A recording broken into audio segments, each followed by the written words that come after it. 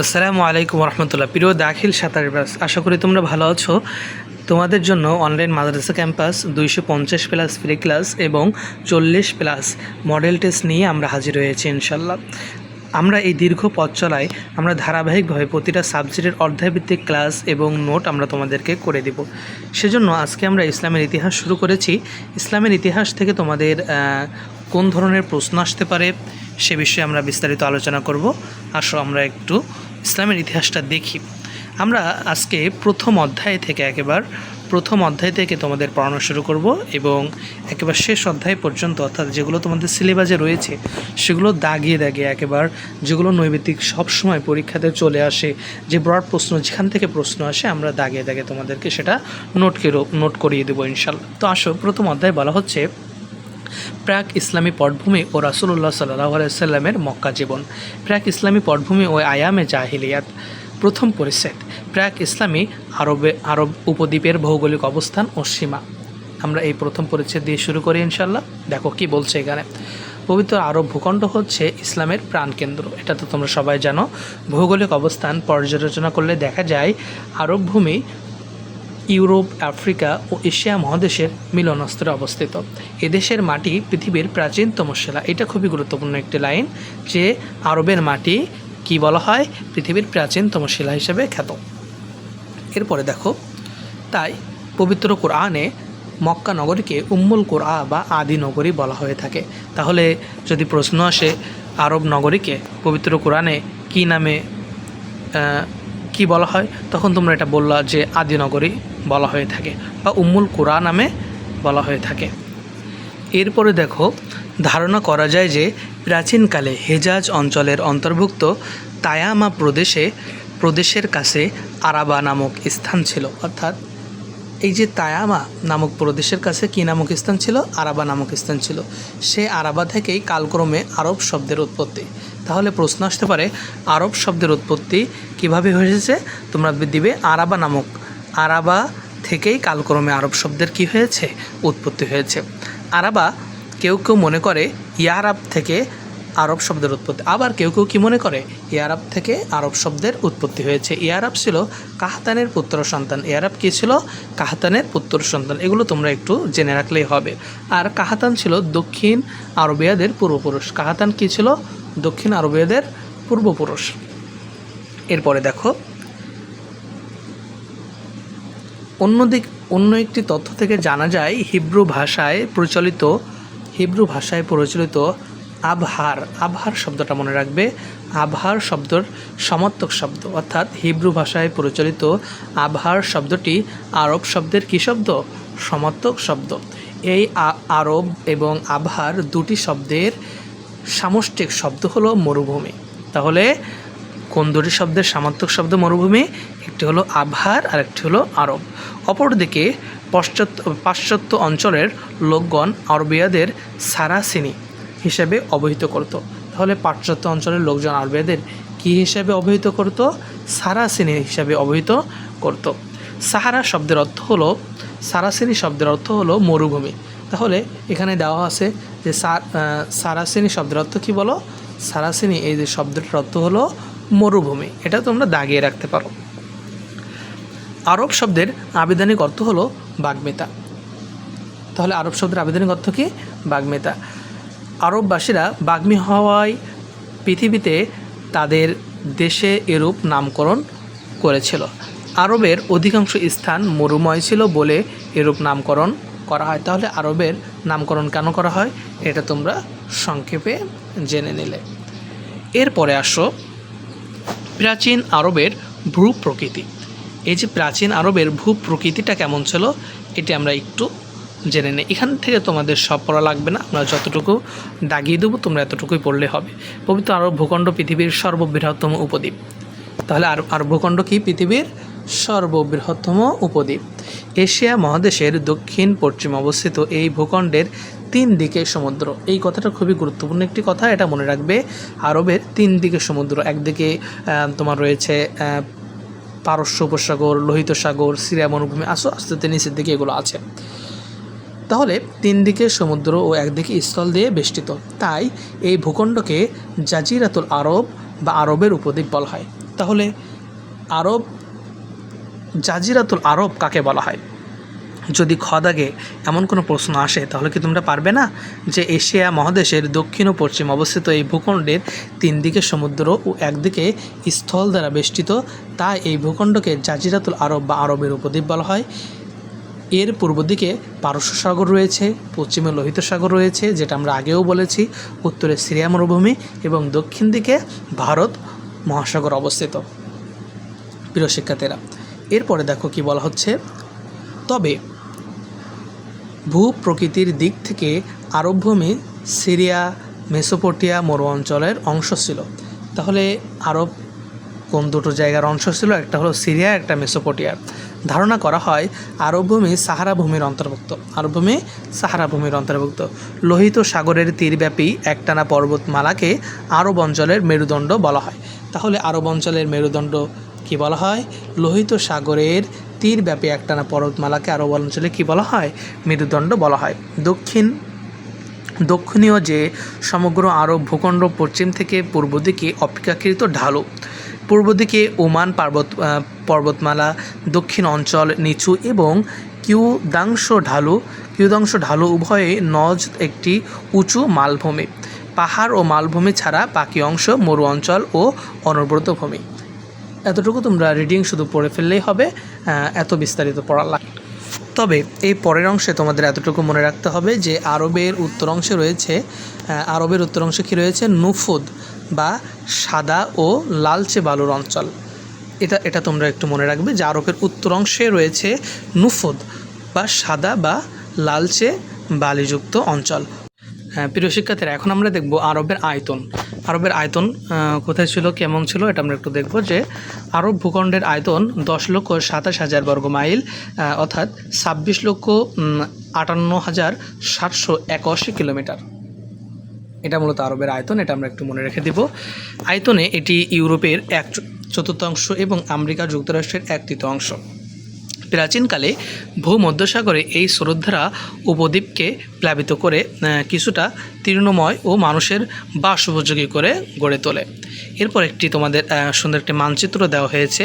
আল নুফুদ কোন অঞ্চল কোথায়, তারপরে আল দাহ না এটা কোথায়, আল রাব আল খালি কোথায়, আল হাররাহ এটা কোথায়, আল হেজাজ কোথায়, ওমান তার পাশে ইয়ামেন, এর মধ্যকারে মূলত এই অঞ্চলগুলো। এটা তোমাদের শুধু মানচিত্রের চোখ বুলে রাখলে হবে। এরপর ভৌগোলিক পরিচয় আমরা অল্প কিছু জানলে হবে যে ভৌগোলিক পরিচিতি দৃষ্টিকোণ থেকে আরব মূলত 3 ভাগে বিভক্ত ছিল। আরব কয় ভাগে বিভক্ত ছিল? 3 ভাগে। একটা হলো গ্রিক ভৌগোলিকদের মতে মূলত ছিল মরু অঞ্চল, পার্বত্য অঞ্চল এবং উর্বর অঞ্চল। এই তোমরা জানো মরু অঞ্চল ও পার্বত্য অঞ্চল ব্যতীত আরবের উর্বর তৃণ অঞ্চল হেজাজ, নজদ, ইয়ামেন ও হাজরামাউত এবং ওমান ও কয়েকটি প্রদেশে বিভক্ত ছিল। ইসলামের প্রাণকেন্দ্র হেজাজ আরব দেশের মধ্যভাগে অবস্থিত। তাহলে হেজাজ যে খুবই জনপ্রিয় একটি অঞ্চল, এটি মূলত আরবের মধ্যভাগে অবস্থিত এবং মক্কা, মদিনা ও তায়েফ এই আরবের প্রধান 3টা শহর। দক্ষিণ আরবের অবস্থিত হাজরামাউত ও ওমান ইয়ামেনের ঘনবসিত মূলত এলাকা ওটা ছিল এবং কৃষিকার্যের জন্য খুবই বিখ্যাত একটি এলাকা ওটা ছিল। এরপরে তোমরা আর এখান থেকে এতটুকু জানলে হবে। এরপরে আসো আবহাওয়া। আরবের উপদ্বীপটির আবহাওয়া তোমরা জানো শুষ্ক ও গ্রীষ্ম প্রধান দেশের অন্যতম এটা দেশ, যেটি শুষ্ক ও গ্রীষ্ম প্রধান দেশগুলোর মধ্যে একটি অন্যতম দেশ।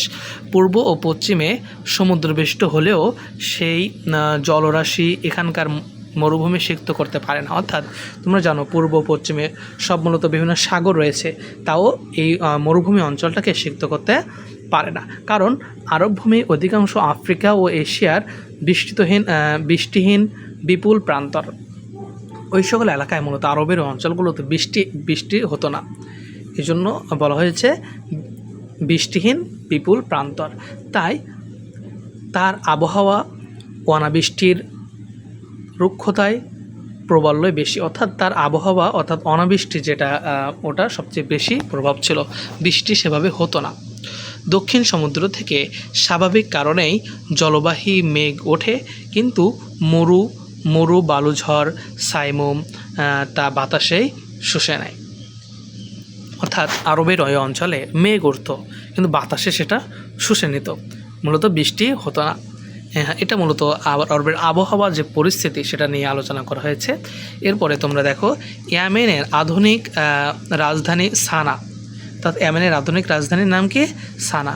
সমুদ্র হতে প্রায় 700 ফুট এবং 3.36 মিটার উচ্চে অবস্থিত এবং এটি আরবের অন্যতম সুন্দর ও শাশ্বত স্থান।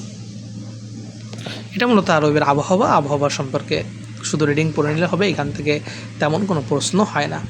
এরপরে প্রাচ্য, এখানে একটা তোমাদের মানচিত্র দেওয়া হয়েছে যে আরবের প্রাচীন অঞ্চল কেমন ছিল, কোথায় কোনটা ছিল। এরপরে আরবের পাশে যে মিশর, গ্রিস, সাইপ্রাস, এরপরে কৃষ্ণ সাগর, এটা কোথায়, এটা আসলে একটি মানচিত্র আকারে তোমাদের সামনে তুলে ধরা হয়েছে। মানচিত্রটা তোমরা দেখে রাখবে। তো তোমাদের জন্য গুরুত্বপূর্ণ যেটা আরবের আয়তন, আরবের ভৌগোলিক অবস্থান এবং আরবের আবহাওয়া, যে 3টা টপিক আমরা পড়িয়েছি। এরপরে আসো আরবের উপদ্বীপের বৈশিষ্ট্য। এখানে আরব উপদ্বীপ একটি বিশাল ও বিস্তৃত মালভূমি। এই উপদ্বীপের পশ্চিম প্রান্ত অন্যান্য অংশ বা অঞ্চল হতে অনেক নিচু। তো প্রিয় শিক্ষার্থীরা, আরব উপদ্বীপের বৈশিষ্ট্য, আসলে আরব উপদ্বীপ একটি বিশাল ও বিস্তৃত মালভূমি। এই উপদ্বীপের পশ্চিম প্রান্ত অন্যান্য অংশ বা অঞ্চল হতে নিচু অঞ্চল, অর্থাৎ এটা কী অঞ্চল? নিচু অঞ্চল। এদেশের ভূখণ্ড পশ্চিম হতে পূর্ব দিকে ক্রমান্বয়ে ঢালু দ্বারা গঠিত। মধ্য আরবের কিছু পর্বত শৃঙ্খল পরিদিষ্ট হয়। এগুলো সমুদ্র পৃষ্ঠ হতে 4,000 থেকে 6,000 ফুট উঁচু, যথাক্রমে 1218 ও 1819 মিটার। এই আরব ভূখণ্ডের জলবায়ু সর্বত্র উষ্ণ। এদেশের নাব্য নয় এরূপ ক্ষুদ্র ক্ষুদ্র কিছু সংখ্যক নদ নদী রয়েছে। ভূমি অনুর্বর, কেবলমাত্র মরুদান ও উপকূল ভাগ অপেক্ষাকৃত উর্বর। এটা মূলত আরবের ভৌগোলিক ও উপদ্বীপের বৈশিষ্ট্য, আরবের যে উপদ্বীপের বৈশিষ্ট্য। এরপরে ভৌগোলিক বৈশিষ্ট্যের জন্য আরব উপদ্বীপ এশিয়া, ইউরোপ ও আফ্রিকা মহাদেশের মিলন কেন্দ্র হিসেবে বিদ্যমান থেকেও যেন সমগ্র বিশ্ব হতে বিস্তীর্ণ। আরব ভূখণ্ডের 1/3 মরুময়, উত্তরভাগে নুফুদ মরুভূমি এবং নুফুদ হতে আরম্ভ করে দক্ষিণ ভাগ পর্যন্ত প্রায় 600 মাইল এলাকা জুড়ে রয়েছে আরবের বৃহৎ মরুভূমি আল দাহনা। তোমরা এটা মনে রাখবে যে 600 মাইল এলাকা জুড়ে রয়েছে আরবের মরুভূমি আল দাহনা। এদেশের পশ্চিম দিকে রয়েছে আল হাররাহ নামক একটি ক্ষুদ্র মরুভূমি, অর্থাৎ আরবের যে পশ্চিম দিক, এই পশ্চিম দিকে রয়েছে আল হাররা নামক একটি ক্ষুদ্র মরুভূমি। এরপর কতিপয় পর্বতমালা, কিছু সংখ্যক ক্ষুদ্র ক্ষুদ্র নদ নদী, স্বল্প সংখ্যক মরুদান এবং এক বিশাল ও বিস্তৃত মরুভূমি বুকে নিয়ে বিশ্বের মানচিত্রে একটি গুরুত্বপূর্ণ স্থান দখল করে বিদ্যমান রয়েছে প্রাচীনকালের আরব উপদ্বীপ বা আরব দেশটি। এদেশের ভৌগোলিক অবস্থান ও ভৌগোলিক বৈশিষ্ট্য যেমন বৈচিত্র্যময় তেমনই গুরুত্বপূর্ণ বটে। এই ছিল আরবের ভৌগোলিক অবস্থান, আরবের পরিবেশ এবং আরব কোথায় অবস্থিত ছিল সেটির মৌলিক আলোচনা। প্রিয় শিক্ষার্থীরা, এখন আমরা আসব আরবের ফসলাদি ও প্রাকৃতিক সম্পদ। এই অংশে আরবে কি কি ফসল জন্মাতো এবং তাদের প্রাকৃতিক সম্পদ কী ছিল, এটা আমরা একটু বিস্তারিত আলোচনা করে আসো। খেজুর আরবের প্রধান খাদ্য, এটা তো খুবই কমন জিনিস, এটা তোমরা জানো। খেজুর ছাড়া তাদের জীবন ধারণ করা ছিল কষ্টকর। খেজুর গাছ আরব দেশের বৃক্ষরানী হিসেবে খ্যাত, অর্থাৎ খেজুর গাছ, তাহলে এই অংশটা খুবই গুরুত্বপূর্ণ। খেজুর গাছ নৈবেদ্যিক আসতে পারে, এটা কী হিসাবে খ্যাত? বৃক্ষরানী হিসাবে খ্যাত। স্থানীয় লোকজনদের বহুবিধ প্রয়োজন ছাড়া খেজুরের বীজ চূর্ণ করে উটের খাদ্য হিসাবে ব্যবহার করতো, অর্থাৎ খেজুরের বিষ এটা মূলত পিষ্ট করে উটের খাদ্য হিসাবে মানুষ ব্যবহার করত। খেজুর গাছের মিষ্টি রস আরব বেদুইনদের অন্যতম পানীয়। খেজুরের যে রস হয় না, সে রসটা আরবের কি অন্যতম পানীয়। প্রত্যেক বেদুইনদের স্বপ্ন হলো দুটি কৃষ্ণদ্রব্য আল আসওয়াদানা, অর্থাৎ পানি ও খেজুর। এটা বেদুইনদের স্বপ্ন যে পানি ও খেজুর। আল হিজাজে প্রচুর পরিমাণ খেজুর উৎপাদন হতো। খেজুর তাহলে আরবের কোন অঞ্চলে বেশি উৎপাদন হতো? এটা খুবই গুরুত্বপূর্ণ একটা বিষয়, এটা মনে রাখবে। হেজাজ নামক স্থানে, আল হেজাজ নামক স্থানে আরবের বেশি খেজুর উৎপাদন হতো। আল ইয়ামেন ও কয়েকটি মরুদানেও উৎপন্ন হতো গম, অর্থাৎ ইয়ামেনে এবং কয়েকটি মরু অঞ্চলে গম উৎপাদন হতো, এটাও মনে রাখবে। ঘোড়ার খাদ্য হিসেবে চাষ হয় বার্লি, কয়েকটি অঞ্চলে ভুট্টা এবং ওমান ও আল হাসাই ধান উৎপাদন হতো। তাহলে ভুট্টা এবং ওমানে আল হাসাইদ নামক স্থানে কি উৎপাদন হতো? ধান উৎপাদন হতো। আরবীয় মরুদানের উৎপন্ন অন্যান্য ফলের মধ্যে বেদানা, বাদাম, কমলালেবু, কাগজি লেবু, আখ, তরমুজ উল্লেখযোগ্য ছিল। অর্থাৎ আরবে মোটামুটি সব ধরনের পণ্যই হতো মরু অঞ্চল হলেও। এরপরে আরবের কোনো কোনো অঞ্চলে প্রচুর পরিমাণ খনিজ দ্রব্যের সন্ধান পাওয়া যায়। প্রাচীনকালে আরবের এমেন অঞ্চল ও কেন্দ্রীয় আরবের কয়েকটি স্থানে খাঁটি সোনা পাওয়া যায়। তাহলে আরবের যে সোনার যে খনি আমরা বলি, এখানে প্রাচীনকালেই এমেন অঞ্চল এবং আরবের কেন্দ্রীয় কোথাও কোনো কোনো অঞ্চলে খাঁটি সোনা পাওয়া যেত। আরবের প্রাকৃতিক সম্পদের মধ্যে রয়েছে পেট্রোল রয়েছে, স্বর্ণ রয়েছে, গ্যাস রয়েছে এবং কয়লা। এগুলো মূলত আরবের প্রাকৃতিক সম্পদ। এরপরে আরবের প্রাণী। আরবের জীবকুলের মধ্যে চিতাবাঘ, হায়েনা, নেকড়ে, শিয়াল ও গিরগিটি উল্লেখযোগ্য, অর্থাৎ আরবের যে প্রাণীগুলো ছিল। এরপরে শিকারী পাখির মধ্যে ঈগল, রাজপাখি ও পেঁচা বিশেষভাবে উল্লেখযোগ্য। অতি পরিচিতি পাখির মধ্যে ঝুঁটিওয়ালা পাখি, হুদহুদ, বুলবুল, পায়রা ও আরব সাহিত্যে আল কাতা নামে পরিচিত এক ধরনের তিতির পাখি দেখতে পাওয়া যায়। গৃহপালিত পশুর মধ্যে উট, ঘোড়া, গাধা, সাধারণ কুকুর, শিকারী কুকুর, বিড়াল, ভেড়া, ছাগল প্রধান। দৈহিক সৌন্দর্য, কষ্ট সহিষ্ণুতা, বুদ্ধি ও মনিবের প্রতি মর্ম স্পর্শী আনুগত্যের জন্য সুপ্রসিদ্ধ ও উত্তমভাবে প্রতিপালিত আরবীয় ঘোড়া এক অন্যান্য দৃষ্টান্ত। মানুষের বিজয় অভিযানে ঘোড়া যদি হয় অগ্রগতির দূত, তাহলে যাযাবরদের চোখে উট নিশ্চিতভাবে প্রয়োজনীয়। উটের সাহায্য ছাড়া মরু অঞ্চলে কখনোই মানুষ বাসযোগ্য হয়ে উঠতে পারত না। উট ছিল যাযাবরদের ধাত্রীয় সম, এটা তোমরা মনে রাখবে। উত্তপ্ত মরুভূমিতে উট ছিল আরবদের একমাত্র যাতায়াতের বাহন, তাই উটকে আরব মরুভূমির জাহাজ বলা হয়। তাহলে আরব মরুভূমির জাহাজকে ঘোড়াকে বলা হয়? সেটা কিন্তু না, এটা কিন্তু ভুল। তোমরা দেখবে যে আরব মরুভূমির জাহাজ কাকে বলা হয়? উটকে বলা হয়। পবিত্র কোরআন শরীফে আরবদের জন্য এক বিশেষ অবদান হিসেবে উটের কথা উল্লেখ রয়েছে। আরবদের মধ্যে উটের ব্যবহার ছিল বৈচিত্র্যপূর্ণ। যার যত বেশি উট ছিল সে ছিল তত বেশি ধনী। উট বেদুইনদের নিত্য সহচর ও পথের বন্ধু। উটের মাংস তাদের খাদ্য এবং ক্ষুদ্র ছিল পুষ্টিকর পানীয়। উটের চামড়া দিয়ে তারা তাঁবু এবং পশম দিয়ে পোশাক তৈরি করত।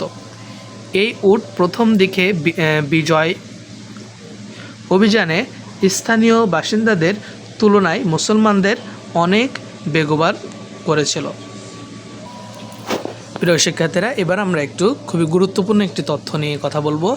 আরব জাতি।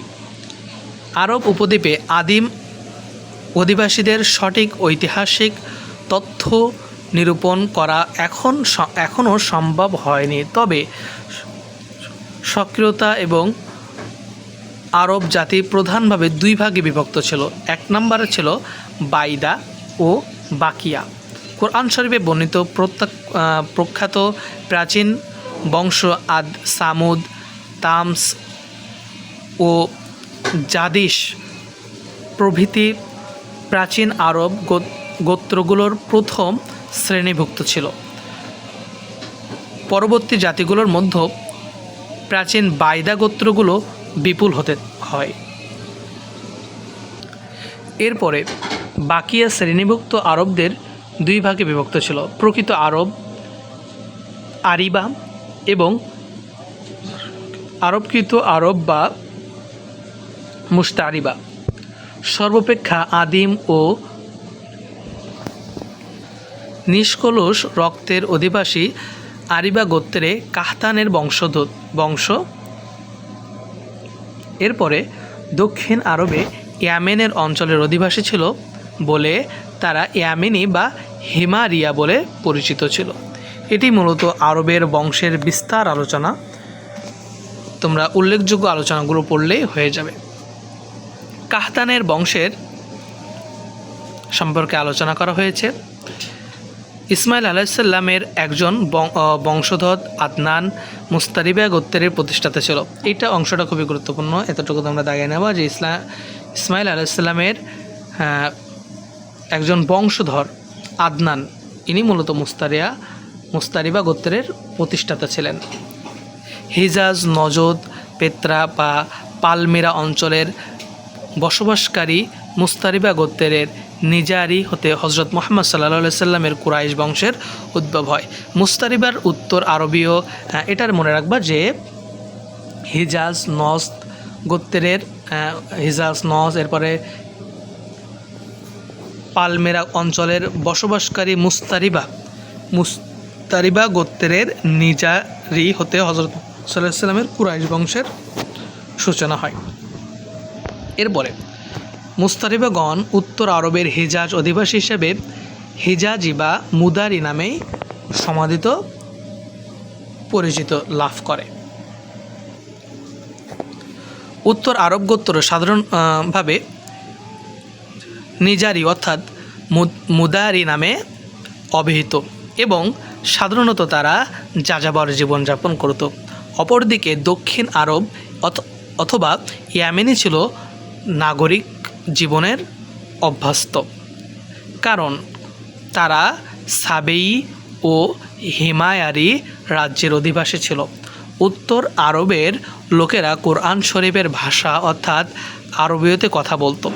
দক্ষিণ আরবের লোকেরা প্রাচীন সেমিটিক ভাষা সাবেই ও হিমায়ারি ব্যবহৃত করত। কৃষ্টিকর দিক থেকে বিচার করলে দক্ষিণ আরবের সভ্যতার উন্মেষ হয়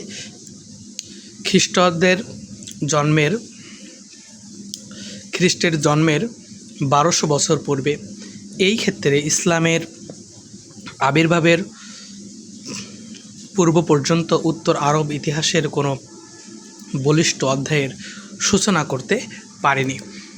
প্রিয় শিক্ষার্থীরা, এই ছিল প্রথম পরিচ্ছেদের আরবের, আমরা পড়ালাম আরবের জাতি নিয়ে বিস্তারিত আলোচনা করেছি। এরপরে আমরা আরবের প্রাণী নিয়ে আলোচনা করেছি। এরপরে আরবের ফসলাদি প্রাকৃতিক সম্পদ নিয়ে আলোচনা করেছি। আরবের উপদ্বীপের বৈশিষ্ট্য নিয়ে আলোচনা করেছি।